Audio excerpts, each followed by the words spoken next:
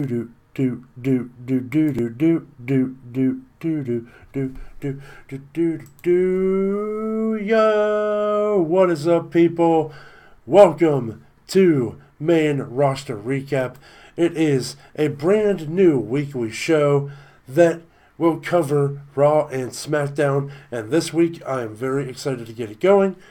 However, from here on out, this show will be uploaded, hopefully, every Wednesday. If things go wrong, it'll be Thursdays. But doing the first one live just to kind of get the word out there. So, as we all know, this past weekend was the Royal Rumble pay-per-view. We had, excuse me, as we all know, this past Sunday was the Royal Rumble pay-per-view. We had Seth Rollins claiming victory in the Men's Royal Rumble match, and Becky Lynch doing the same for the Women's match. We had Ronda Rousey versus Sasha Banks in an amazing contest. Sasha unfortunately came up short, but this is all leading to something awesome at WrestleMania. We had in the pre-show Rusev and Nakamura for the U.S. title. Nakamura came out with the victory. We'll get into that when we go for SmackDown. I'm very sorry about that. I'm still getting over a cold. But Royal Rumble was too good to not talk about. So let's dive right into Monday Night Raw, shall we? This week, Monday Night Raw opened up with the Architect Seth Rollins cutting an awesome promo about how he won the Royal Rumble, and they had the WrestleMania logo sign hanging up in the arena, and Seth talked about how he said that if he won the Royal Rumble, he promised himself he wouldn't do it, but he had to do it. Points at the sign. This leads to Triple H coming out and telling him that he's glad he pointed at the sign. Triple H cuts an equally awesome promo talking about how every year at the Royal Rumble we look for the one that goes all the way, and last night we found the one, and points at Seth Rollins. A very heartwarming, very, very heartwarming promo from Triple H, basically saying that Seth is the future of WWE, and I tend to agree with that sentiment. So, of course, Dean Ambrose comes out and starts laying into Seth Rollins about how he's changed, and he's talking to this guy, and when we were brothers, this guy tried to stop us. And Triple H, with the savage remark of the night, says, "You want to talk about brothers? You're talking about the brother that you stabbed in the back on the same night that your other brother told the world he was fighting leukemia again." Ooh. Triple H still spitting fire at his age. This leads to a match between Seth Rollins and Dean Ambrose, where Seth Rollins comes up with a nice victory after connecting with the curb stomp. Moving on, we move into Women's Tag Team Championship qualifying matches. We had Nia Jax and Tamina against Alexa Bliss and Mickie James.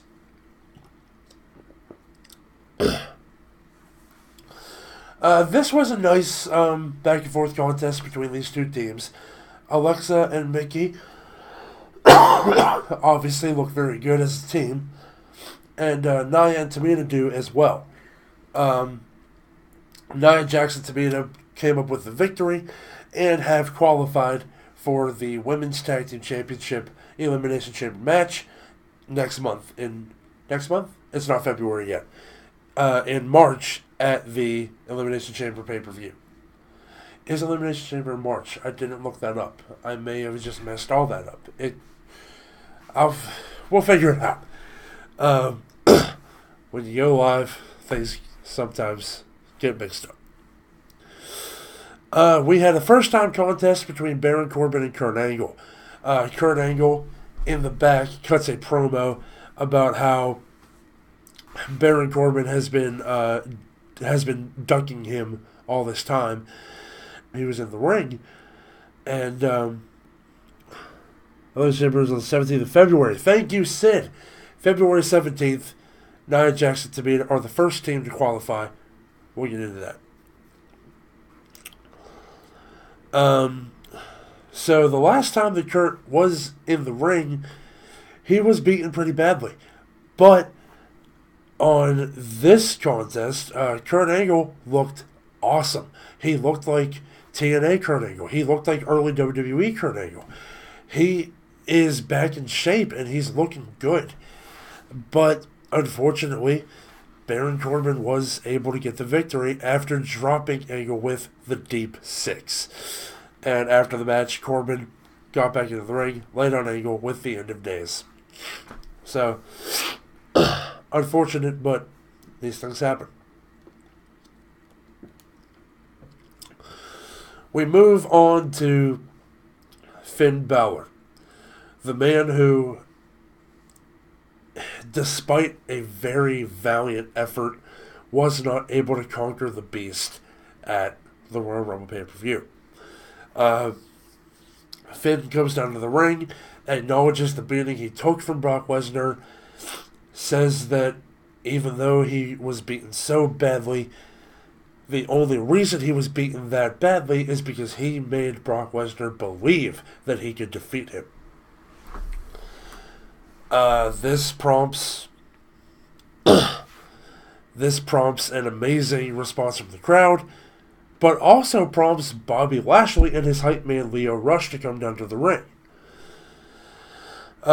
Lio says that Finn did take an immense beating from Finn Balor, but the only reason that he's still standing tonight is because he wasn't in the ring with the almighty man who smells like money, looks like money, Bobby Lashley.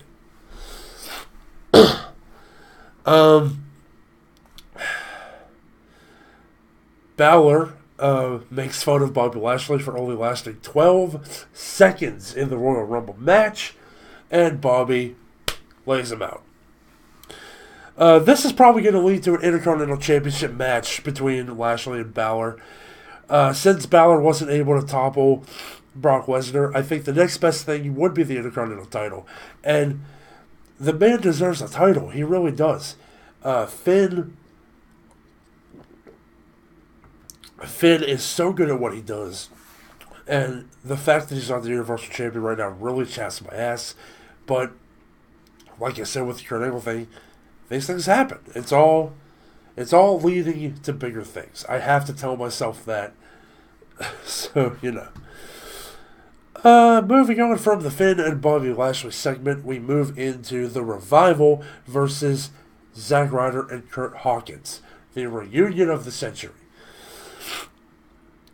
This was just, I don't want to call it a throwaway match because it wasn't. It was a reunion of sorts for Zack Ryder and Curt Hawkins, but it was the Revival connecting with the Shatter Machine to pin Curt Hawkins. The defeated streak continues. So, we move on from that tag team match to Elias. Elias, who is in the ring and tells the illustrious WWE Universe that he is no longer writing songs for them, he is writing songs for himself. Thank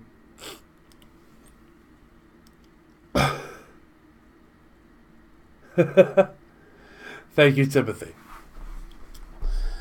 So, Elias starts to play a song, but is interrupted by Jeff Jarrett, the man who was number 2 in the Royal Rumble.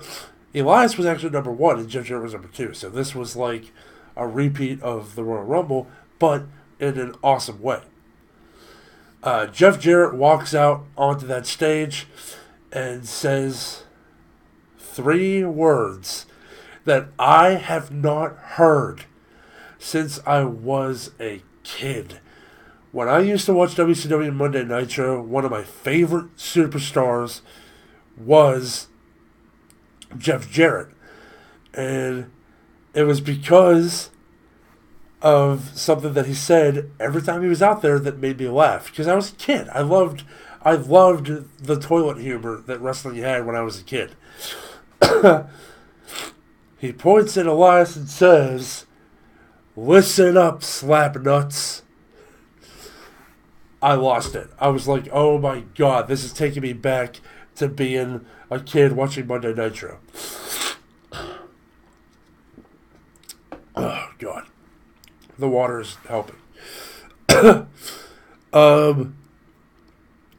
So Jeff Jarrett walks out there and he's talking about how Elias, he says, "Elias, you don't write songs for the fans anymore, you write songs for yourself. Well, you think that you're just going to smash me with a guitar at the Royal Rumble and we're not going to have a problem with each other? Wrong. We have a problem." And this prompts the, "Oh, you didn't know?" And the Road Dogg, Jesse James, that old D-O-double-G riding once again with Mr. J-A-R-R-E-T-T.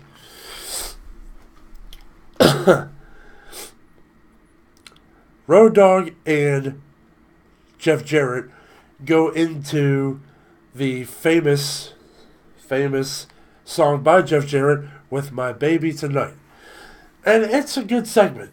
They get Renee in on the act. Corey Graves is singing along on commentary. It's hilarious. The whole crowd is into it. And for what was essentially a comedy bit, it was one of the most well-received ones in a long time from the WWE Universe. The Universe tends to kind of crap on the comedy segments nowadays, but this one went over very well. It was very good. But, of course, this led to Elias using his own guitar on the Road Dogg and then his spare guitar on Jeff Jarrett. We move on from that into a very bizarre segment featuring Mojo Rawley verbally berating himself in the mirror. He said, "This is all your fault." No, things like nobody cares about me because of you. And anyway, it's just this whole... Yeah, Sid, I'd say Elias is a heel again, but I don't know. See, bringing out Jeff Jarrett and Road Dogg to do the heel turn doesn't make sense to me. So maybe he's not so much a heel as he's just a guy who is literally sick of getting interrupted every segment he has. But anyway, moving back on to Mojo Rawley. Mojo caps off this weird, sort of sad. It was sad. I feel bad for Mojo. I do kind of like Mojo Rawley. And, but, you know, he ends this segment with saying, "Soon, everyone will know who he is." Moving on from that, we have another Women's Tag Team Championship qualifying match between the Riot Squad represented by Liv Morgan and Sarah Logan, against Natalya and Dana Brooke. The Natalya and Dana Brooke match wasn't going to work. The Natalya and Dana Brooke team wasn't going to work from the get-go, because Dana Brooke spent an entire backstage segment telling Natalya how much better than her she is. You don't do that to Natalya and get away with it. So,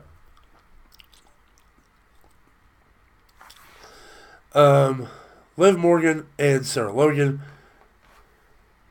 pull out the victory with a roll-up on Natalya. And they have qualified for the Women's Tag Team Championship Elimination Chamber match on February 17th. Moving on from that, we have a Raw Women's Championship Open Challenge. Ronda Rousey came out and cut a nice little promo about the Royal Rumble match between her and Sasha Banks. And Bayley. Yeah, definitely. Bayley is the person to answer the Open Challenge. This was a fantastic match. Match of the night, by far, was Bayley versus Ronda Rousey. Go and watch this match. Even if you just look up the YouTube highlights, it was very much worth watching.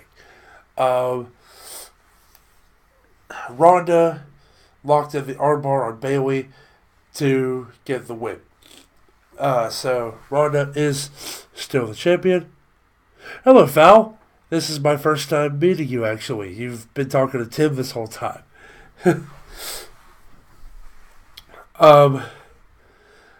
But yeah, yes. Okay, so, oh boy. This is what I wanted to talk about so much when I was talking about Ronda and Sasha's match at the Royal Rumble. Coming out after the match between Bayley and Sasha Banks was the man, Becky Lynch. Becky Lynch waltzes down to the ring. I would say waltz. Her knee was kind of bugging her, but she still head held high, and it was all very good. So the man, Becky Lynch, challenges Ronda Rousey for the Raw Women's Championship at WrestleMania. Oh my Jesus, that match is going to be fire. Straight fire. But yeah, that's for a later time. It's going to be so fucking good. Moving on, we have a match between Braun Strowman and Drew McIntyre. Yes, she did. I forgot to mention that. Sid just brought up in the chat. She gave the 4 Horsewomen hand signal to Bayley, and in videos that came out after Raw got off the air, we saw that Bayley did it back. So they are, for sure, setting up 4 Horsewomen versus 4 Horsewomen at some point in the future. I guess it's not going to happen at WrestleMania, but we might see it possibly at SummerSlam this year, I'd say. They're going to save it for one of the big pay-per-views. If they don't, they're stupid. It's going to either be at SummerSlam or Survivor Series. But anyway, Braun Strowman defeats Drew McIntyre in an awesome match. Strowman was about to attack McIntyre with the steel steps, but Baron Corbin came in and attacked Braun from behind, chokeslamming him onto the steel steps. So, seems like Baron is not finished with Strowman.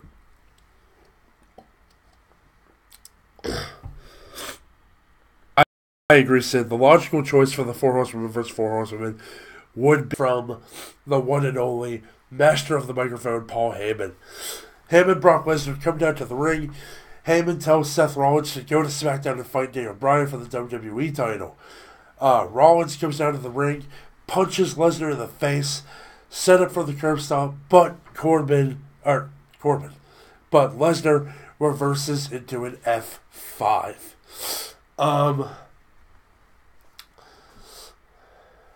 So, Heyman hype, hell yeah. So, Raw was good this week. We've been getting shitty Raw after shitty Raw for so long, but the Raw after the Royal Rumble was impeccably done and impeccably paced. All 3 hours were filled nicely for once in my lifetime. But yeah. we're getting Seth Rollins versus Brock Lesnar at WrestleMania, and Becky Lynch versus Ronda Rousey at WrestleMania. Moving on. Yeah, Raw was way better than most of 2018. Excuse me 1 second. I'm actually going to pause this really quick. Give me 1 minute.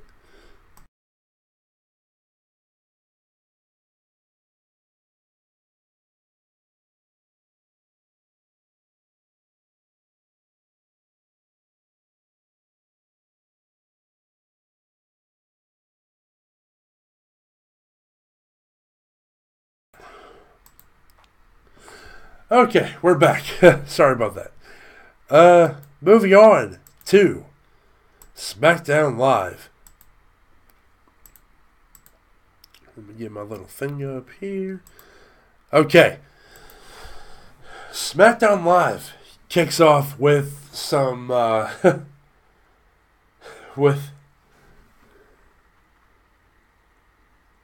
thank you, Foul. Let me tell you, SmackDown Live starts off with a bizarre turn of events. A bizarre turn of events, but one that I personally like very much.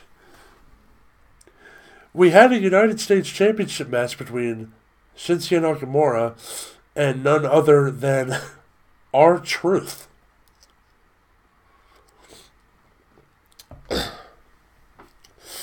And R-Truth beat him. Pinned him. 1, 2, 3. Now, anybody watching at home knows that Shinsuke kicked out at 2. Blatantly kicked out at 2.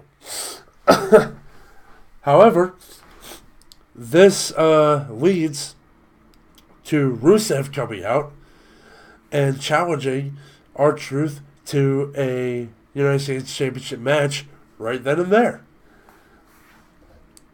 R-Truth then retains his newly earned United States title with a roll-up on Rusev. R-Truth is the United States champion. And you know what? The man deserves it. R-Truth has been killing it, no pun intended, Ron Killings, in the wrestling business for at least a decade, maybe 2 at this point. But honestly, he deserves this title run. Even if it's a short one, good on him for going out there and earning something for himself, because he was taken out of the Royal Rumble by Nia Jax. He earned that number 30 spot, and it was taken away from him. So, you know what? R-Truth being the United States champion, I dig it. We move on to a match between what was supposed to be Rey Mysterio versus Samoa Joe. But the match never happened because Zelina Vega interrupted.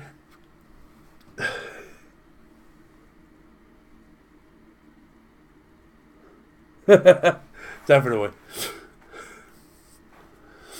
Foul says that botch finish was so weird, but I loved it. What a freaking ride that whole U.S. title angle was. Absolutely. And I'll tell you what, man. But yeah, so Rey Mysterio is interrupted by Zelina Vega and then attacked by Andrade. Not Andrade Cien Almas, because Vince McMahon can just choose to not let you have a last name at random in WWE. But Andrade Cien Almas is such an awesome name, though. But whatever, it doesn't matter. It doesn't matter that much. I'm just being an ass about it. But Andrade adds insult to injury by performing Eddie Guerrero's Three Amigos to Mysterio. Anybody that knows anything about wrestling knows that Eddie was Rey Mysterio's best friend. Andrade even hit him with the taunt that Eddie used to do. So this is leading to what I think is going to be a grudge match to end all grudge matches.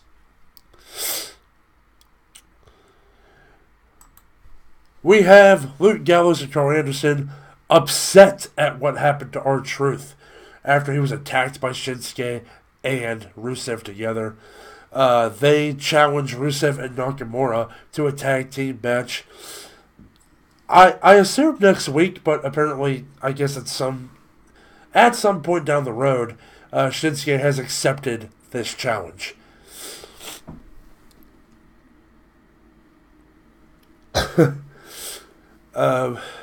Just reading my chat here, sorry. But yeah, Gallows and Anderson come to the aid. Well, not really come to the aid, but come to the defense of R-Truth. So that match might be happening next week, but it wasn't really said if it was or not.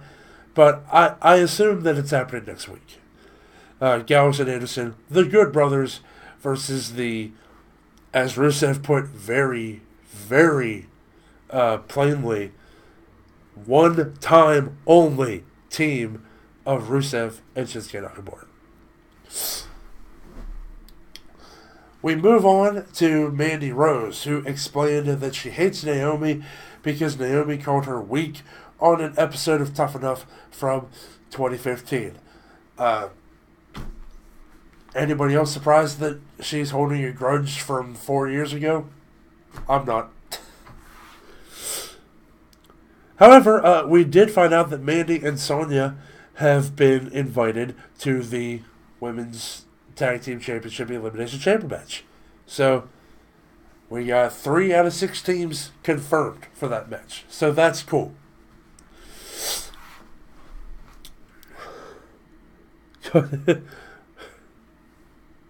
Definitely.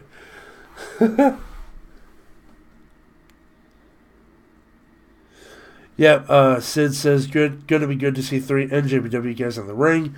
Talking about Gallows and Nakamura, I agree.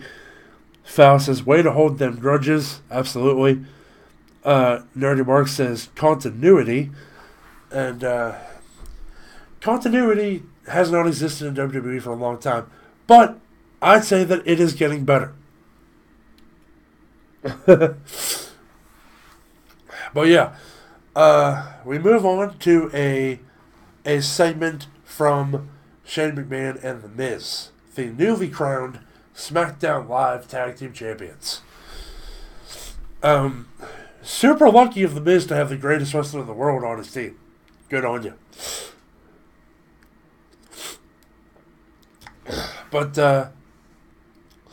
this was a pretty neat segment. The Miz's dad actually came out and told Miz how proud he was of him and everything. We had some very hilarious commentary from Corey Graves. Oh my god. I can't even remember what all he said, but basically it turned into The Miz was talking about how he wanted to be on the team with Shane McMahon because his dad has never said he's proud of him. Which is like, oh my god. Like, your son is a multi-time world champion, multi-time tag team champion, Money in the Bank winner, fucking movie star, and you're not proud of him yet.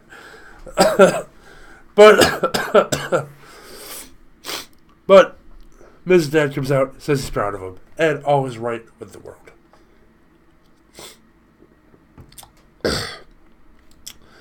This leads to a number 1 contender elimination match between the Usos, The Bar, The New Day, and the debuting SmackDown team, Heavy Machinery. Hell yes, I love Heavy Machinery. Exactly. But Heavy Machinery unfortunately came up short. The Usos have qualified for a tag team championship match at Elimination Chamber. Not inside Elimination Chamber, at Elimination Chamber, against Shane McMahon and The Miz, who I think should be called the greatest tag team in the world.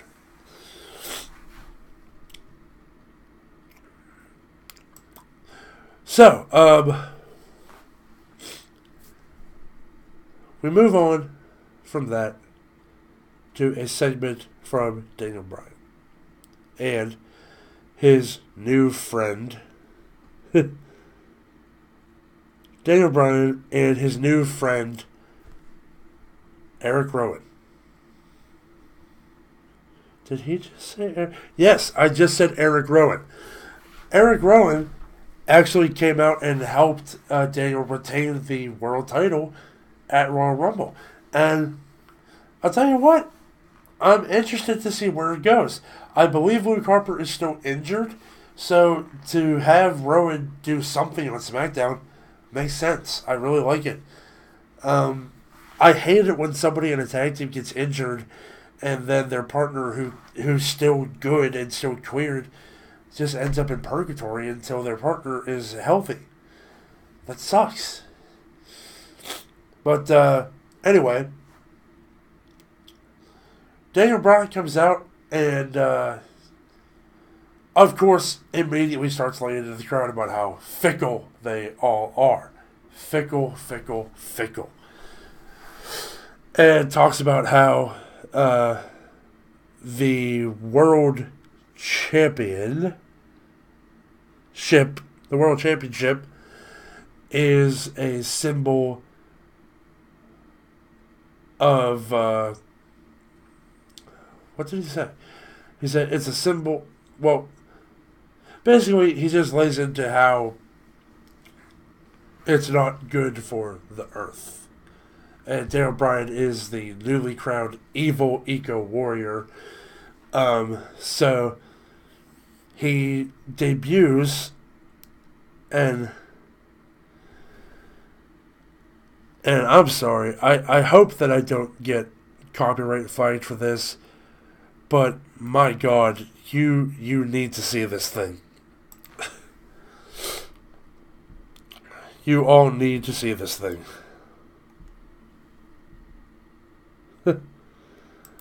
I'm actually going to try to put it up on the stream here. Let me do a little...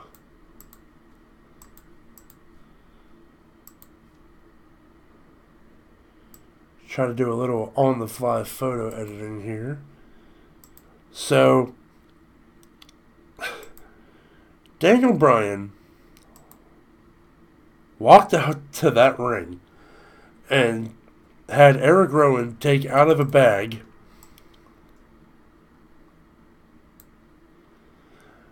this.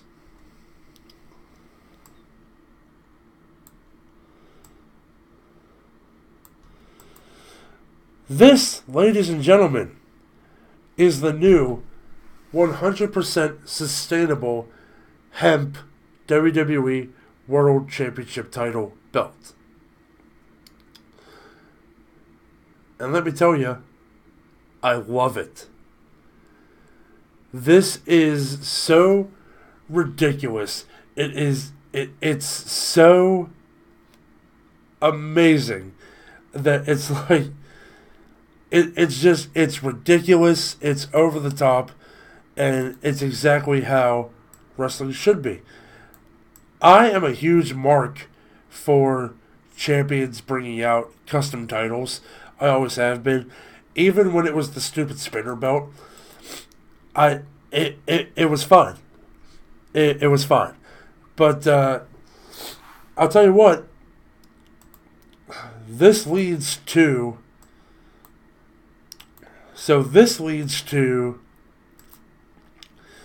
Randy Orton, Jeff Hardy, Mustafa Ali, Samoa Joe, and AJ Styles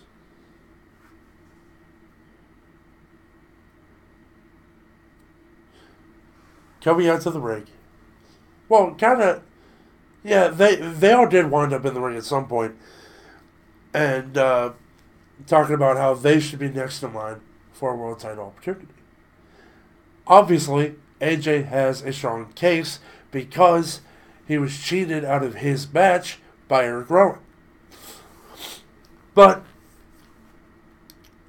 Daniel Bryan hightails it out of the ring, obviously. I wouldn't want to be in there either. He's holding up his newly debuted eco-friendly world title. And he's screaming at the top of his lungs, even though he has a microphone. It was weird. Screaming about how none of them are going to get a world title match. Not a single one of you is going to get a match for this. And up on the big screen, the patriarch, the leader, the King of Kings himself, Triple H, says, "You know what, Daniel? You're right. You will not defend your title against any one of those superstars. Because you'll be defending your title against all of them inside the Elimination Chamber. At the Elimination Chamber pay-per-view, there will be an Elimination Chamber match for the WWE World Heavyweight Championship. Daniel Bryan defending against AJ Styles, Samoa Joe, Randy Orton, Jeff Hardy, and Mustafa Ali. Mustafa Ali getting a world title opportunity is awesome. Mustafa Ali has been one of the best parts of 205 Live since its inception. He was one of the best parts of the Cruiserweight Classic when it first came around. And to see him pop up on SmackDown and just to see him get these opportunities, it's so cool. Mustafa Ali is so freaking good. And, I'll tell you what. The Nerdy Mark says Joe or Ali need to win that. And I agree. I think putting that title on Mustafa Ali would prove what Vince wants people to say. It would prove that he wants to promote a new era in WWE. And yeah, Tim, I don't know that Bryan should lose either. But I don't know, man.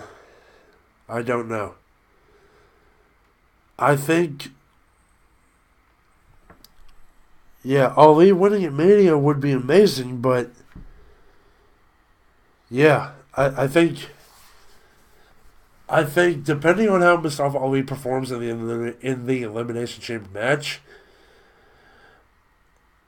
I could very easily see them pushing him to WrestleMania against Daniel Bryan, but I can't imagine it not being against AJ Styles. But we'll see what happens, man. We'll see what happens. SmackDown and Raw this week, both, I'd say at least B+, A- shows. I'll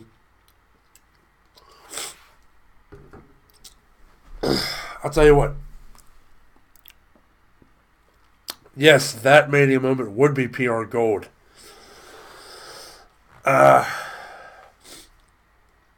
So that does it for main roster recap this week. I hope you all enjoyed it.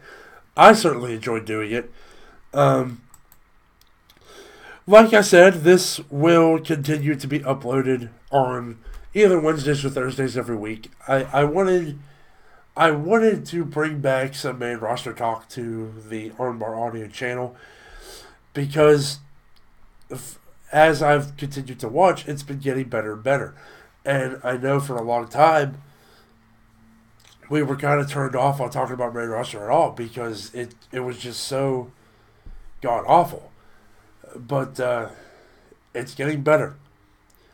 And it's been I'd say the Royal Rumble weekend and the Raw and SmackDown after that, if they keep doing stuff like that, Raw and SmackDown are going to be in a good place for a while, at least until Mania. But we'll see what happens there. So, of course, as my boy Tim always says, wherever you are in the world, whether it is morning, noon, or night, you have a great one, and peace and love to all of you. And as I say, you all stay too sweet.